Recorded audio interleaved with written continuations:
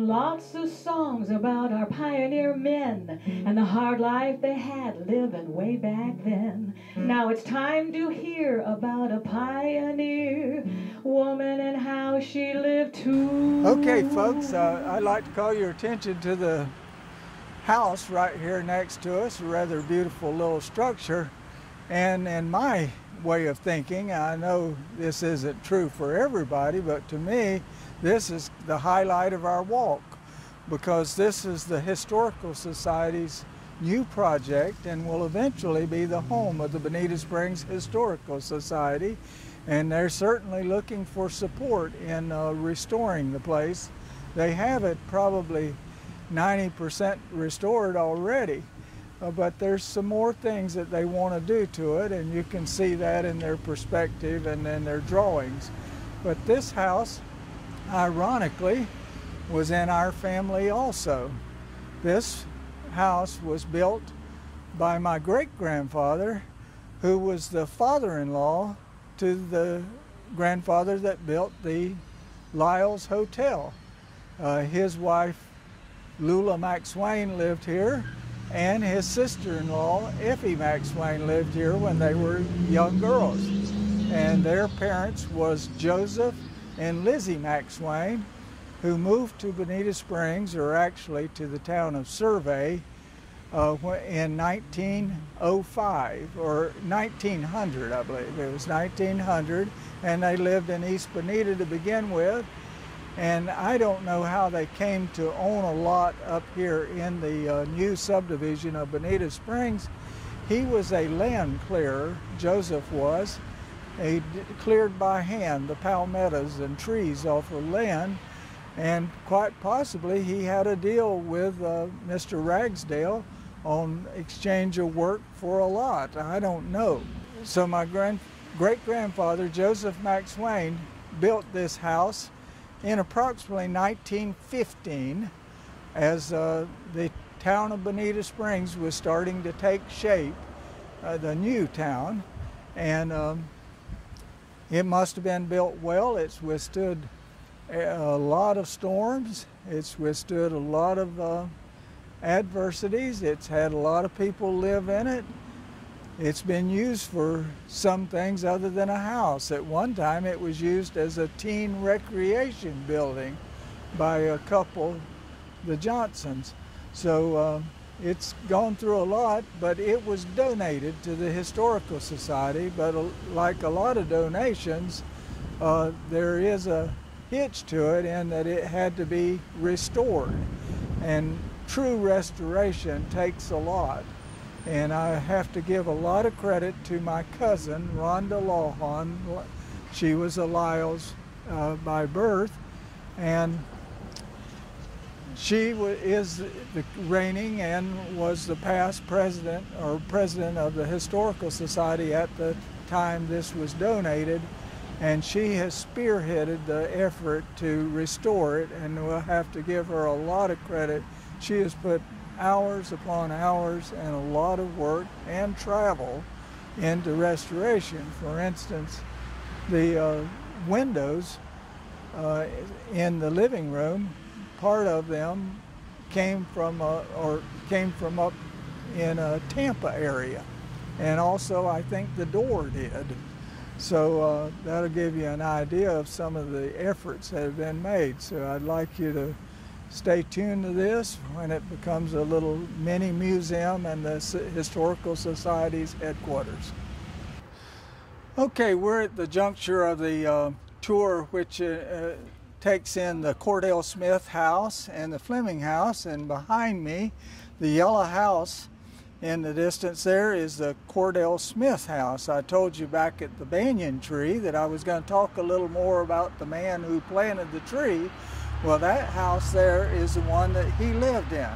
The house was built along with several others in the initial development of the subdivision later known as Bonita Springs, and was the beginning, the nucleus of the town of Bonita Springs.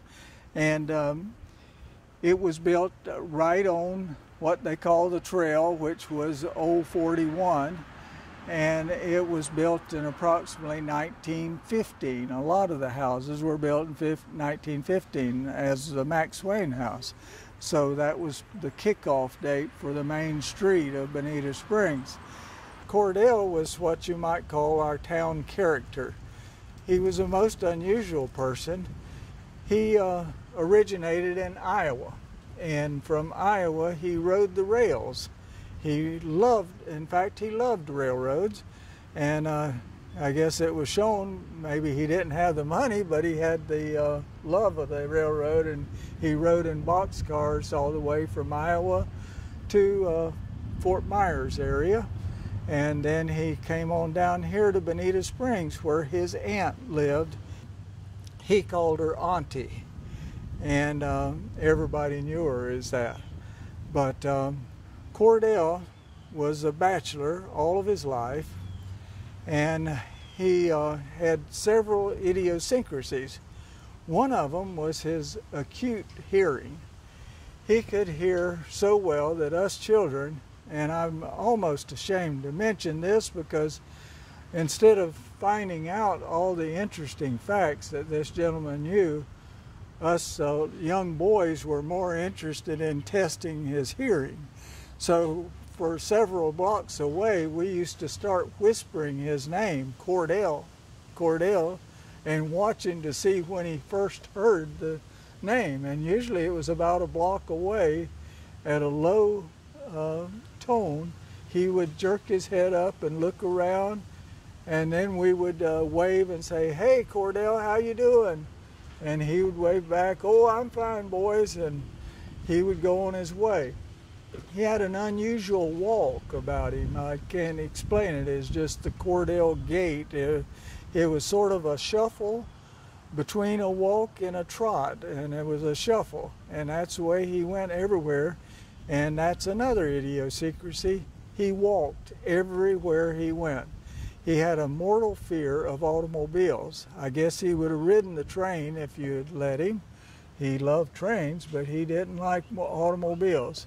A couple of the town people, more like a joke, talked him into riding in a car, but both times I'm aware of, one was my uncle offered him a ride, and that was not as a joke. He was just simply wanting to give Cordell a ride, and Cordell got in, but he got so fidgety he asked Frank if he would let him out, and he let him out.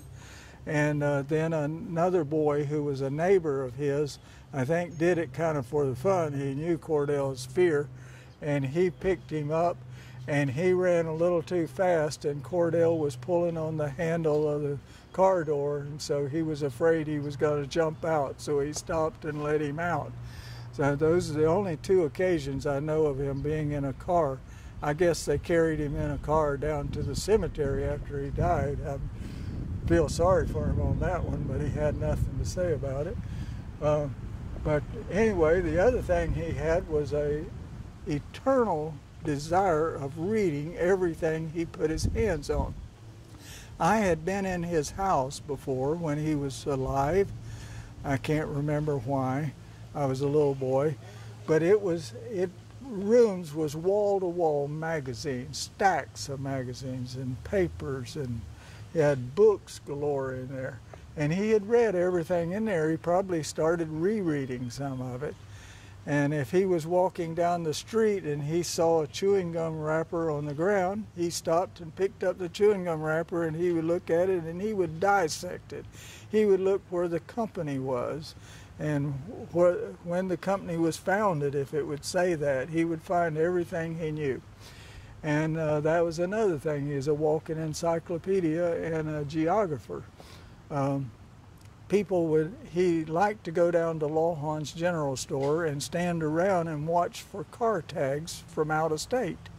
And someone pull into Lawhon's to get gas from, say, I don't know, from Tennessee or Ohio. And he would walk over and he'd say, "Oh, I see you're from Ohio." And they'd say, "Yeah." And, "Are you from Ohio?" And he'd say, No, I'm not from Ohio, but that's a good state." And they would say, he would say, what part of Ohio are you from? And they'd say, oh, you've never heard of it. And he'd say, oh, well, tell me, where are you from? And they'd give him the name of the town, say Zora or something like that. And he'd say, oh, yeah, your mayor is so-and-so, and y'all had the disaster back in '43, and he would tell them more about their town than they knew about it, and people were astounded.